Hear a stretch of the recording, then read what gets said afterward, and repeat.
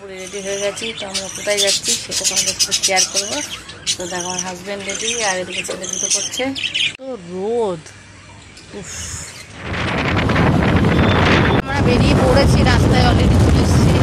এবার আমরা যাচ্ছি, কোথায় যাচ্ছি চলো।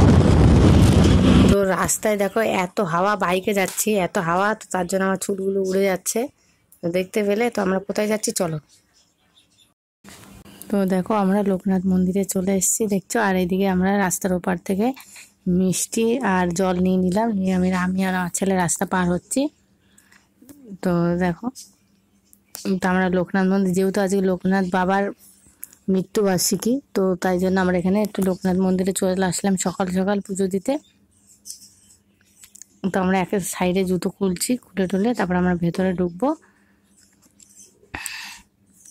তো আমার হাজব্যান্ড বাইরে দাঁড়িয়েছিল। তো তারপর দেখো আমরা মন্দিরটা পুরোটা ভালোভাবে তোমাদেরকে দেখাচ্ছি।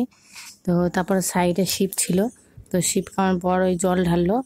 তো এই যে এই সাইডে সব ধূপকাঠি দেয়, আর এই পাশে একটা বাবা বসে আছে, কিন্তু এই বাবাটাকে সেটা আমি বলতে পারবো না। তো তারপর দেখো আমরা লোকনাথ মন্দিরের ভেতরটা ঢুকলাম। এই যে এখানে লোকনাথ বাবার পুজো করলাম করে, আর এখানে দেখো সবাই বসে আছে, প্রচুর লোক আজকে, প্রচুর।